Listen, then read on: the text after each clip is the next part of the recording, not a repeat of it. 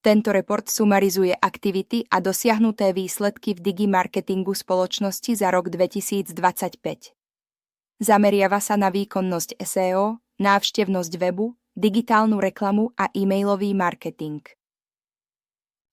Google reklamné kampane dosiahli v roku 2025 viac než 2 milióny zobrazení a približne 42 000 kliknutí. Priemerná cena za klik sa pohybovala okolo 0,8 eur, pri celkových ročných nákladoch približne 3300 eur. V aukciách sa reklamy zobrazovali v hornej časti stránky v viac než 80% prípadov. Performance Max kampane zabezpečili široký zásah, vyhľadávacie kampane podporili konverzie. V roku 2025 bolo odoslaných 23 e-mailových kampaní do databázy približne 1150 až 1200 kontaktov. Priemerná miera otvorenia dosiahla 23% a priemerná miera prekliku takmer 2%.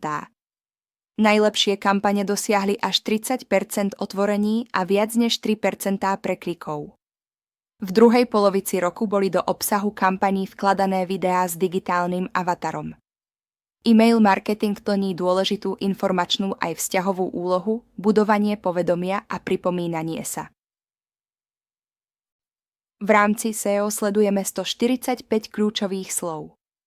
Z toho je 10 kľúčových slov na prvej pozícii vyhľadávača Google a 25 v top 3. Na prvej strane vyhľadávania, teda v top 10, sa nachádza 104 kľúčových slov, čo predstavuje viac ako 70% celého počtu sledovaných fráz. Najlepšie pozície dosahuje fráza nerezová oceľ, ktorú vyhľadávač používa vo výsledkoch ako definíciu pojmu. Porovnanie s konkurenčnými webmi vyznieva priaznivo. SEO tak zabezpečuje vysokú viditeľnosť a stabilný rast organickej návštevnosti. Tento slajd porovnáva zdroje návštevnosti a ich prínos k výkonom webu. Google reklama priniesla približne 27% všetkých návštev, no viac než 60% celkových výnosov. Organické vyhľadávanie tvorí vyše 42% návštevnosti s priemerným časom interakcie takmer 2 minúty. Priame návštevy sa podieľajú na návštevnosti viac než 20%, čo potvrdzuje silu značky. Avšak podiel na výnosov nie je adekvátny. Zaznamenali sme aj asi 100 relácií z ChatGPT a 10 z Gemini. Dáta ukazujú vyvážený mix platených a neplatených kanálov. Slajd znázorňuje podiel aktívnych používateľov e-shopu na celkových tržbách podľa jednotlivých produktových kategórií. Jasne ukazuje, že nie všetky kategórie s vysokým počtom aktívnych zákazníkov generujú zodpovedajúci podiel tržieb a naopak. Niektoré kategórie dosahujú vyššiu hodnotu tržieb pri relatívne nižšom počte aktívnych používateľov, čo naznačuje vyššiu priemernú hodnotu objednávky alebo väčší objem nákupov na zákazníka. Iné kategórie sú charakteristické širokou používateľskou základňou, no s nižším tržbovým prínosom na jedného zákazníka. Tento pohľad umožňuje identifikovať, s ohľadom na jednotkovú cenu položiek, kategórie s obchodným potenciálom, kategórie vhodné na cenové, produktové alebo marketingové optimalizácie.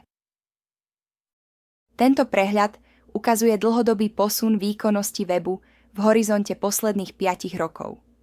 V roku 2020 dosahoval počet návštev s trvaním nad 5 minút približne 3700. Kým v roku 2025 už presahuje 13 000, čo predstavuje viac než trojnásobný nárast.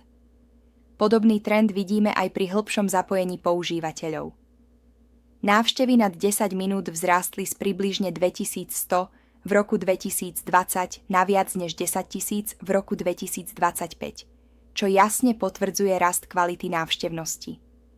Výrazný posun nastal aj v oblasti predaja cez e-shop.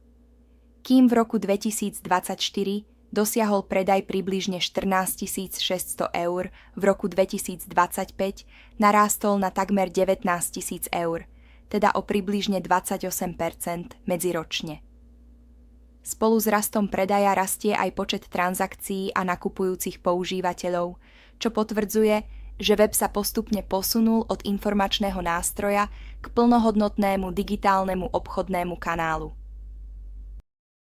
Na základe dosiahnutých výsledkov by cieľom malo byť zachovať vyvážený pomer platenej reklamy a organického vyhľadávania. Platené kampane budú naďalej podporovať výkon, kým SEO zabezpečí dlhodobú viditeľnosť a stabilnú návštevnosť. Zároveň je dôležité systematicky rozvíjať obsah webu prostredníctvom odborných článkov aj edukatívnych videí s avatarom, ktoré majú význam nielen pre SEO, ale aj pre e-mail marketing a ďalšiu komunikáciu. Tretím cieľom je budovanie databázy kontaktov a podpora návratnosti používateľov. Web má fungovať jednak ako predajný nástroj, ale aj ako dlhodobý zdroj informácií, ku ktorému sa zákazníci prirodzene vracajú.